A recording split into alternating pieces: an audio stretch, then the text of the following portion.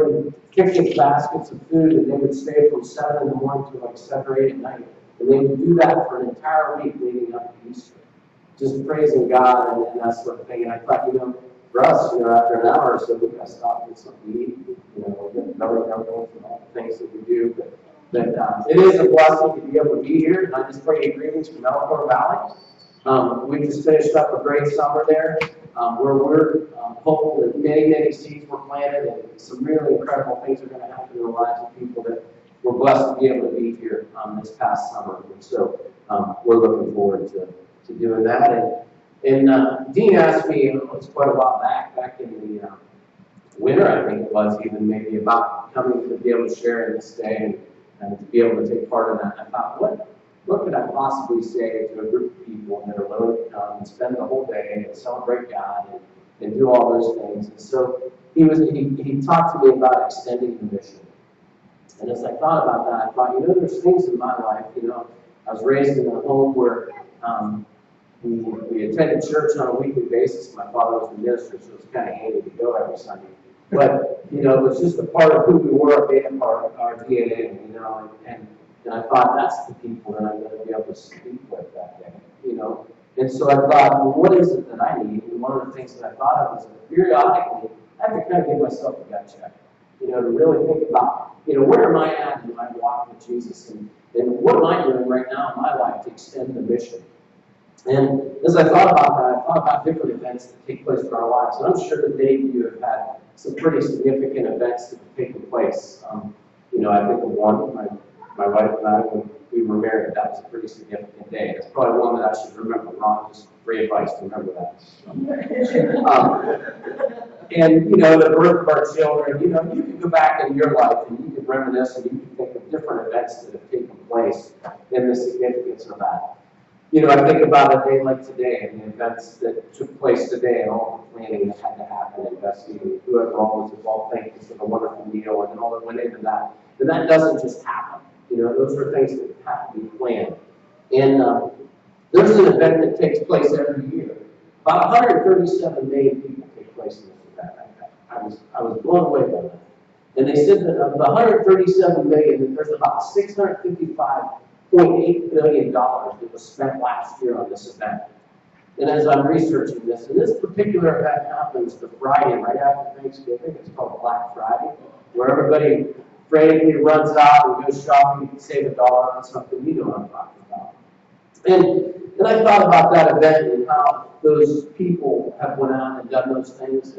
And I think about events in my life, and I think about different celebrations that happen and how important those are. This year, we're celebrating a milestone at Elkhorn Valley Christian Service Camp, and that we've been in Christian camping for 60 years.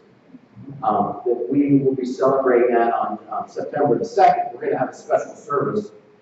Just a little plug, we're all invited. But that Sunday evening, we're going to gather together and just celebrate what God has done. And I have no way of knowing how many people are going to be there, whether we're going to have a really large attendance or whether it's just going to be a few people that gather together to celebrate that. I don't really know. But the thing that I do know is that over the last 60 years, as many people have been involved in the process of Christian camping at Elkhorn Valley Christian Service Camp, is that lives have been changed in some way, shape, or form. I am probably doing what I am today because of Elkhorn Valley Christian Service Camp. Jennifer and I are together today because of Elkhorn Valley Christian Service Camp. Many children came to know Jesus Christ just this past summer because of Elkhorn Valley Christian Service Camp. And so we want to celebrate that and celebrate all that God has done. But I think as we look at our lives as Christians, and we think about all the things that God has blessed us with, there's times that we look at it and maybe we're not even really sure why things happen the way that they do, or what part did we play in that, or maybe we didn't play a part at all in it. I'm reminded of a thing that I saw, and it just cracked me up because I'm in Christian camping, I'm outside all the time and everything. I came across this illustration, and I thought it kind of drove home the part of what we're often like as Christians. It was about people that had visited an area out west, and they came to see the beautiful creation that was created. And upon leaving, they had the opportunity to write down and jot some comments about their time as they spent there. And I just wanted to read a couple of the comments that people wrote. One of them said, "There were too many bugs, leeches, and spiders. Please spray the wilderness or rid the area of these pests." One of them said, "Please pave the trails. Please avoid building trails that go uphill. Lifts need to be in place so that we can get to wonderful views without having to hike to them." This was one that I thought was kind of good. It said, "Coyotes made too much noise last night and kept me awake. Please eradicate these annoying animals." I think my all-time favorite, though, was the small deer came into camp, stole my jar of pickles. Is there a way I can be reimbursed? Please call. It went on, it says escalators would be nice on steep hills and McDonald's at the trailhead might be nice. There's too many rocks in the mountains. Go figure. And as we hear these things, it's kind of obvious that they wanted something fairly convenient. Something that just kind of happened. And not be able to just go out and really truly experience the wilderness for what it really actually is, but to kind of conform it and make it what we want it for our lives. And I thought about that, and I thought about me and my Christian walk, and it maybe makes me think about your Christian walk. And sometimes we do that. We want to condense God. We want to kind of put him in this box that fits really nicely into our everyday lives. There's that time on Sunday morning, a couple hours, we kind of block that out. That's a nice, convenient time. We don't have to go to work that day. It's really convenient. And so, that's a group God time. And then maybe there's other times where we like to carve out a little bit of time over here where we can make him a part of what we're doing. And we do that maybe because it's a little more convenient. And yet, as a Christian, I think we're called to do a bit more than that. And that's what I want to be able to encourage you today. We're going to look at Luke chapter 14 today. And that's kind of where we're going to camp. We're just going to look at a few verses of scripture there that talk about counting the cost of following Jesus. And what does that really look like in our everyday life? And in Luke chapter 14, starting with verse 25, it says this. And Jesus said this. He said, "Large crowds were traveling with Jesus, and turning to them, he said this. If anyone comes to me and does not hate his father, his mother, his wife, his children, his brothers and sisters, and yet even his own life, he cannot be my disciple. And anyone who does not carry his cross and follow me cannot be my disciple." He goes on and he says, "Suppose one who wants to build up a tower will not first sit down and estimate the cost to see if he has enough money to complete it. For if he lays the foundation and is not able to finish it, everything one who says will ridicule him, saying, 'This fellow began to build and was not able to finish.' Or suppose a king is about to go to war against another king, will he not first sit down and send men to those that are coming against him?"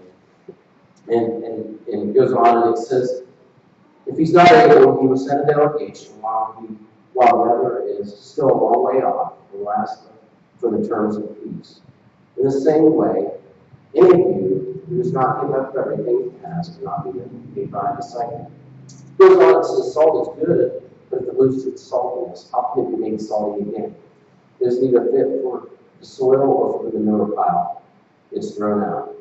And it ends by saying, "He who has ears, let him hear." And as I read through those verses of Scripture, and I'm sure the verses of Scripture that everyone who's here today has probably heard once upon a time or another, and read through probably multiple times, and have examined maybe in great detail, or maybe just kind of skimmed through them and said, "Yeah, it's talking about a lot of different things in here." But the one thing that I do know is that as we look through God's Word, that the term disciple has been used about 269 times just in the New Testament. That term disciple is used that many times. And the term Christian is only used a fraction of that. It's about 2 or 3. And, in Acts chapter 11, it says that the disciples were called Christians first at Antioch. And as we think about that, we think about what it means to be a disciple. And we think about what it means to be a Christian. It's like me talking about my spouse or me talking about my wife. It's the same exact thing. That we are called to be disciples. And when we're calling ourselves Christians, We are disciples that we're supposed to go out and be able to extend the mission and to be able to go out and share the good news with those people that are around us. And as we look at this text this morning, you know, the group of people that Jesus was talking to was just common, ordinary people, just like you and I. They're people that love God. They're people that do Christian things. They're people that listen to Christian music. They're probably the same people that would have fish on the back window of their car. They're listening to Caleb or other some kind of other Christian music. You know, they're looking to seek God for counsel through the problems of life and through financial problems and through relationships and all the different things that we have these little hiccups of life. That's the people that he was speaking to there. Pretty much the same group that I'm speaking to here this morning. And as they think about that, or this afternoon, but as they think about that, and as I read that scripture, the question I have to ask myself is, am I truly committed? And the question that maybe you have to ask yourself is, am I truly committed? Verse 26 and 27 clearly defines what it means to be a disciple of Christ. And if we're called to be those people that are willing to go out and be the hands and feet of Jesus, and be willing to go out and share with as many people as we possibly can. And in this text, it goes on and it talks about hating your father and your mother. Now, I don't know how many of you, and Jeremy, I don't know, on Mother's Day, you use that text a lot on Mother's Day when it talks about hating your mother. Probably not a text that we refer to a lot. But the point of this here is, if we examine the Jewish culture, and we think about what they do, the word hate is not as strong as the word that we use today. In the Jewish culture, the word hate means lesser love. And so when we think about that, that means that we need to love God. We need to love Jesus Christ. We need to make him a part of our lives more than anything else. That it's a lesser love. We love our mom. We don't hate our mom. We love our mom. We love our father. We love our brothers. We love our sisters. But we don't love them as much as we do God. We don't want to be committed to them as much as we are to Jesus Christ and what that means. And I think that we are blessed to be able to live in a country where we're not faced with obstacles. And I'm not going to say that there's not some of us that do, but there's some of us that maybe get disowned by family members because we've made known that we want to be a follower of Christ. But there are some countries where it is without a shadow of a doubt that they would be condemned. I think back several years ago, we had a child that was with us from Japan. She was in one of our weeks of camp. And she accepted Jesus Christ as her Lord and Savior. She was baptized that week of camp, knowing that when she went back home, she would not have that same opportunity. Knowing that when she went back home, her family would probably disown her because she made a decision to be a follower of Christ. And I thought, I don't understand that because I would never have to experience that. But she did, and it was a real thing. And so she knew that there was a cost that she was going to have to endure, and that cost was probably going to be that she would no longer have a family on this earth, an earthly family. But she said her heavenly family meant more to her than that. This is a 16-year-old girl from Japan that didn't even speak English, that was able to discern that and to know that and to understand that, and said, yes, sign me up, I'm going to do that. And I thought the commitment that was there is amazing. And this morning, as I want to try to be in words of encouragement to you, I want you to understand this, that the Christian life is going to be dirty, that it's going to be difficult, that it's not going to always come across real easy, and that there's going to be some steep hills that we have to climb. And I wish to tell you that there was an escalator, an elevator that you could get in, and you could just press the button and you'll go right to the top, and you'll get there and say, wow, look at the view.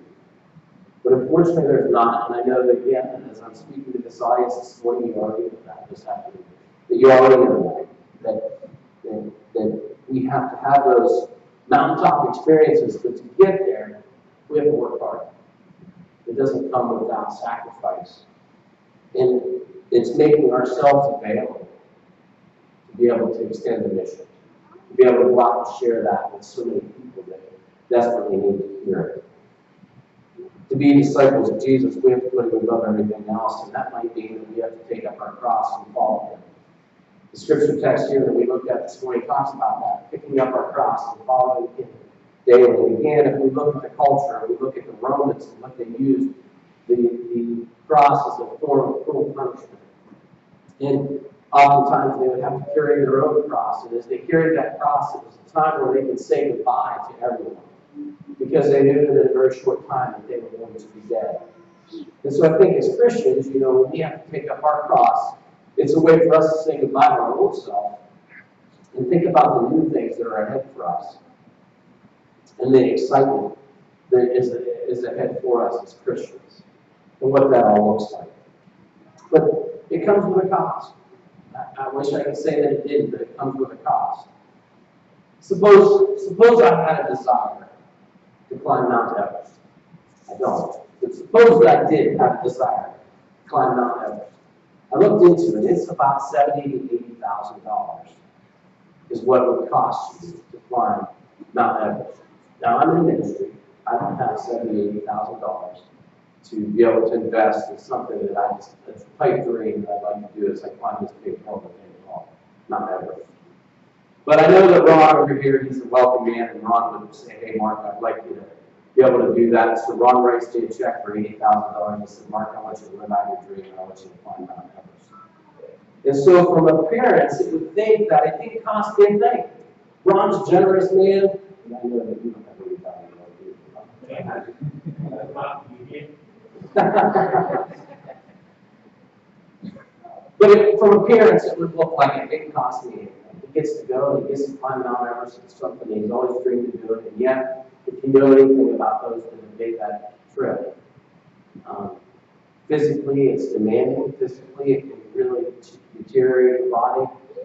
It takes months, maybe years to be able to get into shape. You have to buy all this equipment. And yet, the time that I spend as I ascend up that mountain, there's no guarantees that I'm going to make it to the top. And many of the people that have tried, their grave is right about 3 feet to the right or to the left of the trail because they didn't make it. And so something that comes across that was extremely easy and free, it didn't cost me anything. It cost me my very life. And I think if we was to examine what was it really cost for me to follow Jesus, what does it cost for Mark Laughlin to follow Jesus? There's a cost. And for you, whatever that cost is, it's probably going to be different than what it cost me. But it's a real cost. It's something that we have to think about. And what is the cost for me to be completely sold out to follow Jesus Christ? Because there is one. I'm reminded of cartoon. It was comic, but it was a commercial that was on TV. And it's probably been 10 or 12 years ago, which means if I say that, it's probably been 15 or 18 years ago. You know how that goes. Something happened the other day, it was 3 weeks ago, or if it happened last month, it was probably last year. But I remember this commercial well because it was that, and I'll be honest, I don't know what the commercial was for. But I remember that this guy wanted to profess his love for his wife. And he wanted to get a tattoo on his arm that said, I love God. So he sits down in this tattoo parlor, and the guy starts to put the tattoo on his arm. And he leans over and he says, how much is this going to cost? And the guy says, $50. He looked in his wallet and he says, I only have $41. At that point, it pans away and it shows him and Donna, his wife, out on the street in front of the tattoo parlor. And she is really upset and she's leaving. And then they zoom in and the tattoo says, I love Donna. Because immediately when the tattoo artist realized he didn't have the full amount of money, he stopped the procedure of the tattoo. And instead of saying, I love Donna, it said, I love Donna. And I thought it was hilarious. I really, up to this day, I don't know what they were trying to advertise on the commercial. But obviously, he didn't sit down and calculate what it was going to actually cost for him to be able to do this. And I think as Christians, we don't often do that. We don't examine the cost of what is it going to take for us to be a fully devoted follower of Jesus Christ. And together as a church, I believe that we are in this for the long haul. And so, as a church, I think it's a time when sometimes we need to put aside our differences and be committed as a church and being committed and being willing to extend the mission, however that might be. And oftentimes, I think the things that get in our way are the little tradition things. And if you think about earlier today when this was set up, it was chairs. Did you have chairs sitting in here this morning? And you had the service? I want you to think where you were sitting. Then I want you to think back 1 week and think where you were sitting. Probably real similar, wasn't it? Does everybody have that little chair that Boy, I was set real nice right in there and stuff. And we kind of get hung up on that, don't we? We get hung up on these traditions. I can remember one time I got asked to come and speak in a church. And I got there early, as I typically do. And I walked in, and the communion table was positioned just like yours is right here. There was nobody in the church except for one little old lady that was sitting down on the front pew over here. She'd come early, she had prepared the communion. She had it all prepared, it was on the communion table, and she was just sitting there quietly waiting for the church service to start. It was her and I in the building. So I went to her, and I knew that the sermon that I was going to be speaking, I wanted to be coming on and off the stage with a bunch. And I said, do you think it would be okay? And if it's not, that's okay, just tell me. Do you think it would be okay if I moved the communion table from here over to here? And she said, oh, I think that'd be a great idea. And I thought, wow, that would be really easy. I didn't expect that. So about 5 minutes later, the minister walked in. He had just gotten there, and he said, where's the communion table? And I said, I moved it over here. I said, hope that's okay. I said, I'll move it back if you want me to, but I'll be glad to move it back at the end of the service. He started to laugh, and I said, what's the matter? He said, for the last 45 years, the communion table has been over here. He said, last Sunday we moved it to the middle because it was easier for the praise team to come and go off the stage. I believe that woman thought God himself sent her to move that table back with God on that side of the church. I kid you not. I mean, that lady just had a smile on her face, like unbelievable, because that thing had gotten placed back where it belonged. And I thought, oh my goodness, I just tore down 45 years of what they were trying to take away. And one fell through. I asked the right lady, if she wanted it back over.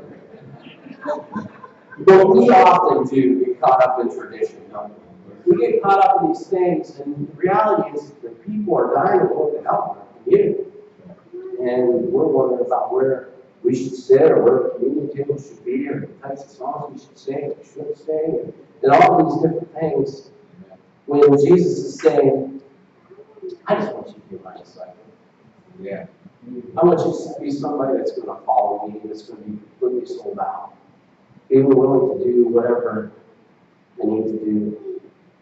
The scripture text goes on and it talks about salt. And today, salt is something that basically the doctor just says you can't use anymore, right? You need to cut that out of your diet. That's what we think of when we think of salt. But when we think again of the culture, when we think back to what salt was back then, they would buy salt in big, huge, raw chunks. And then they would break it down, and they would refine it. They would use it for preserving foods. They would use it for seasoning. They would use it for fertilizer. They would use it for many, many things.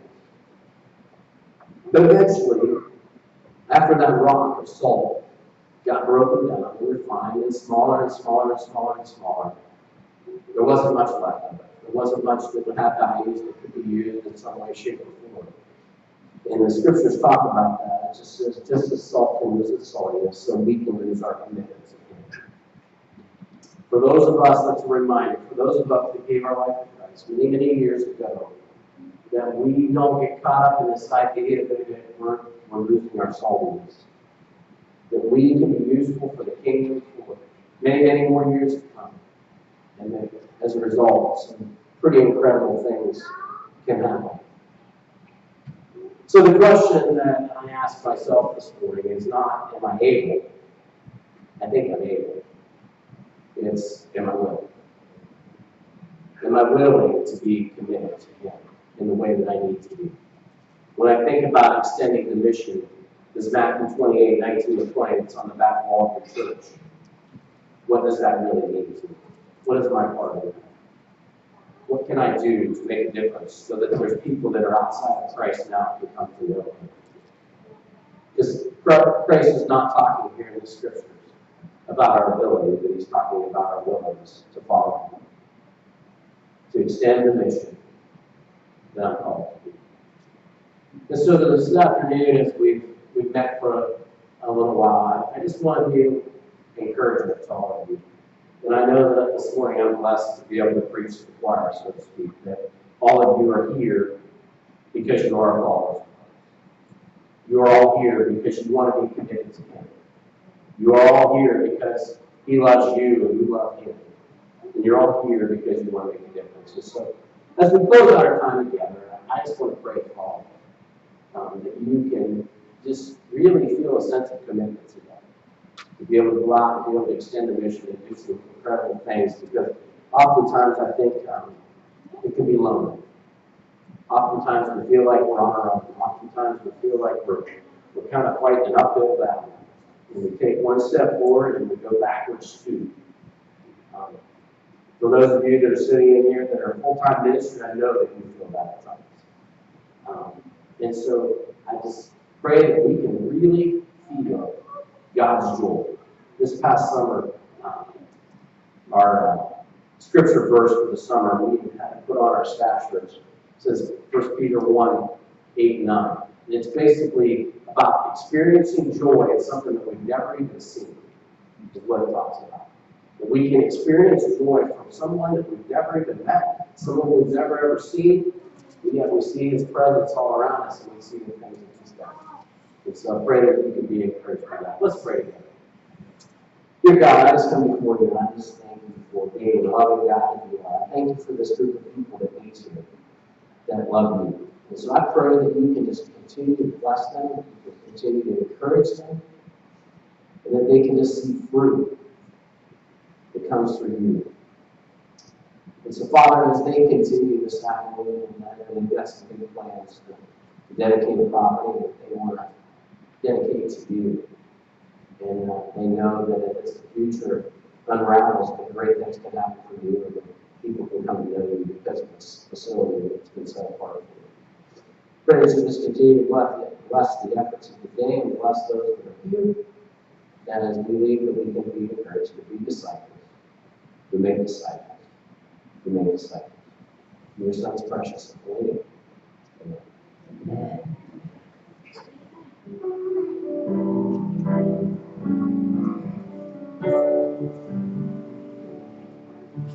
Jesus, beautiful Savior, glorious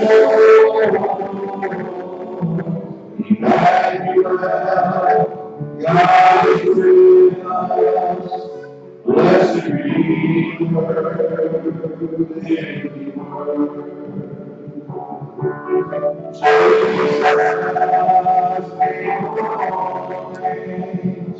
Beautiful Savior, gracious Lord,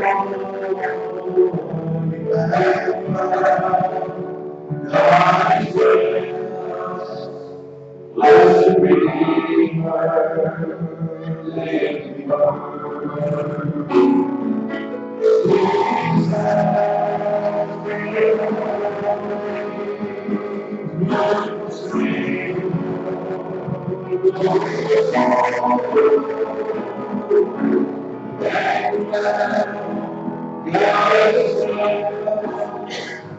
Blessed Redeemer, living Word. Blessed Redeemer, living Word. Been praying for Mark as he found and God answered the prayer. Thank you. Appreciate that.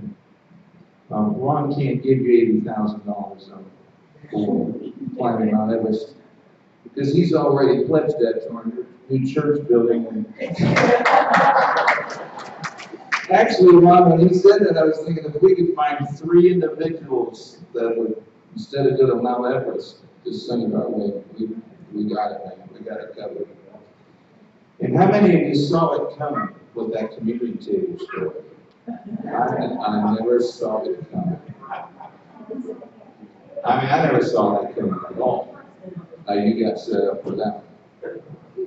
And if Jesus was to walk up to us today, and we were to say, hey, Jesus, what song would you like to sing? You know, we sung some good ones today. Can't help but he might look at us and sing one that I learned as a kid. Must Jesus bear the cross alone, and all the world go free. No, there's a cross for everyone, and there's a cross for me. So embrace the heritage, extend the mission. As we go over to the long drive site, we'll start around 2 o'clock. I need to remind you there are no restrooms over at the long drive site. Well, there is one. There is an outdoor porta potty.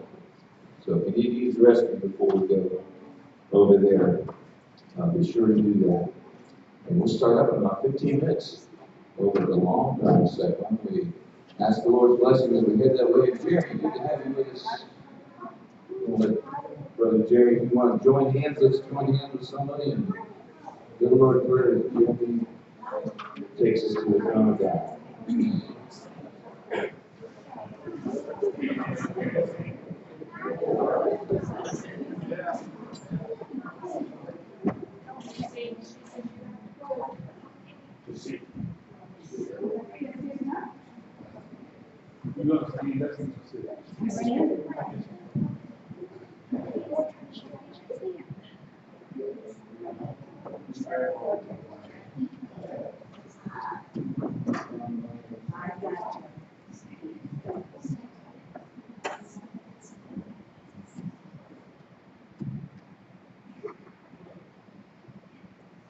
Heavenly Father, we come to you. God, I want to thank you for this opportunity just today to come and gather and to be in your house and be a family of brothers and sisters in you. God, I pray that we just take Mark's message to heart, your message to heart, that we would be more committed, more dedicated to you. God, it's so easy to get so complacent and so take you for granted so many times. And God, I just pray that we just take your word out to others, that we would be the mission, that we would be missionaries in your mission. Lord, it's not 3,000 miles away, it's right in our backyard. And God, I just pray that you equip us and give us the strength, the boldness, and the courage to do that. Be with this family as we go and dedicate a site to you. In your holy name, please grace and do right. Amen.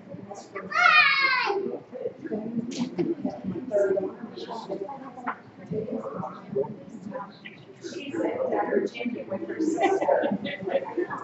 She left Texas. So she was on rescue. We'll have to take this way with her sister.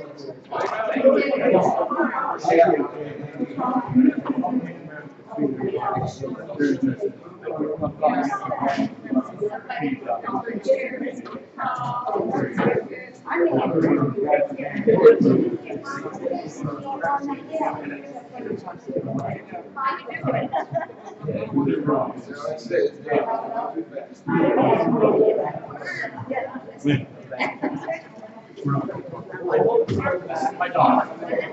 That's my daughter. It's your David. Good to see you.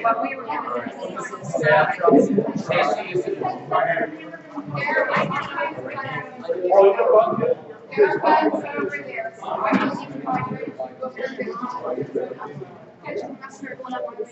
Yes, yes. You can bring that snake, see where I someday. Yeah, we're not going to. I just so we have enough for everybody. I'm really out there. I guess that I'm really out there. You have insurance.